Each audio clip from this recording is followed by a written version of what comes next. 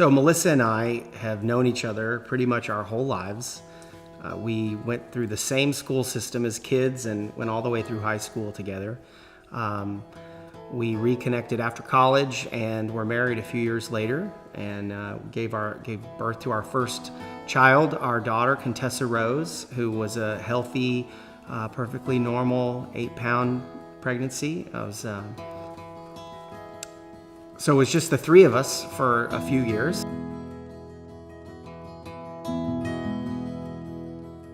Then we found out that we were having two babies. That the egg had split, and so we were being blessed with identical twins.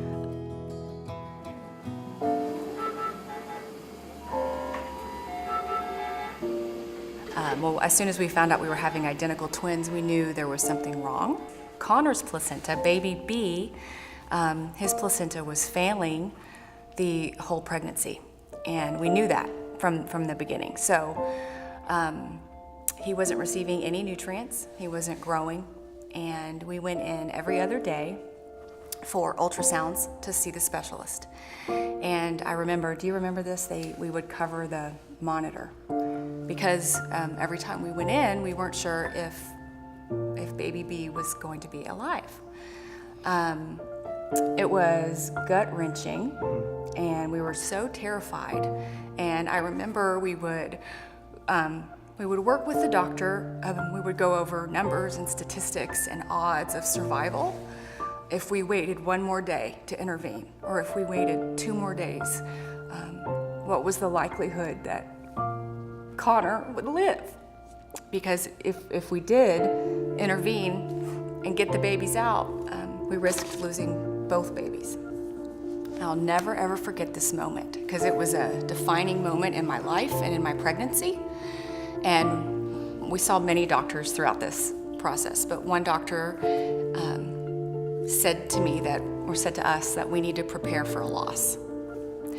And I told another doctor that this person had told me this, and he said, well, I see miracles every day. And I took a deep breath, and the nurse held my hand, and she said, it's true, he sees miracles every day, and why can't you have one? And the day I hit 30 weeks, I went into labor.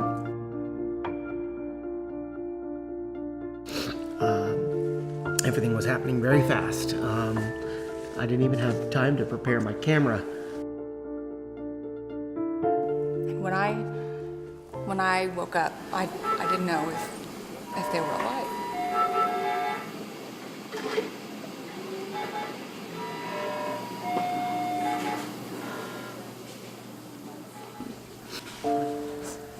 So when they were born, everybody was viable.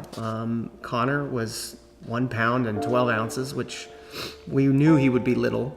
Mitchell was 3 pounds and 5 ounces, and both of them were breathing normally. They scored well on their charts, on their tests coming out, but they were little. They were really little. I mean, nothing when I first put my eyes on them could prepare you for just the size of them.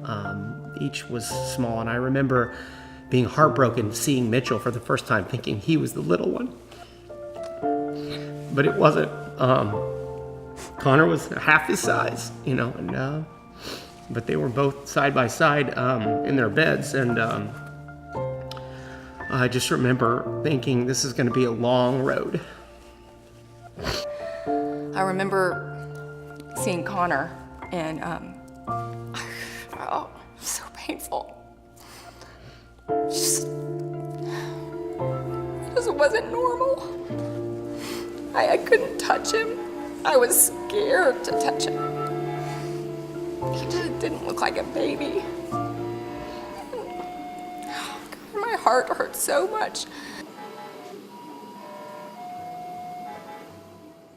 So each day got better and better. We began to see improvements, and their skin color got more normal, and the nurses and the doctors became more optimistic, and so we felt better. We certainly had our scares. There were several moments along the way where we were worried about, even a blood transfusion. Somebody tells you that they're going to have that, and it's the worst thing in the world. And I can't tell you how many times I wished I had had somebody to talk to or to tell me that blood transfusions were normal, or these are the kinds of things you might be faced with because you have a 1-pound baby.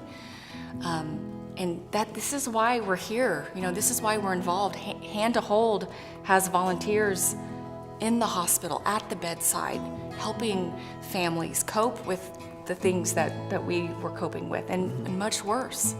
And the podcasts that Hand to Hold is offering and providing is informing and educating people across the globe. And that's what we want for other families. We want them to have information and begin healing and know that they're not alone.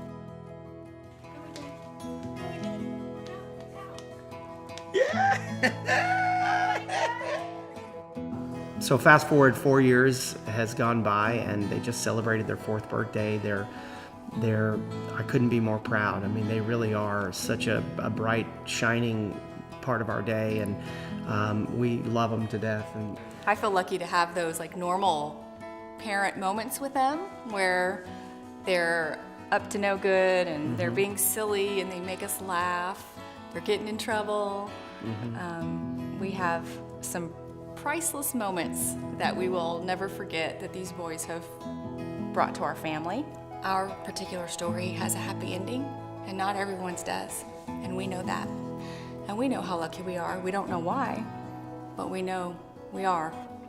And we want to provide comfort and support to other families dealing with loss or tragic events or time in the NICU.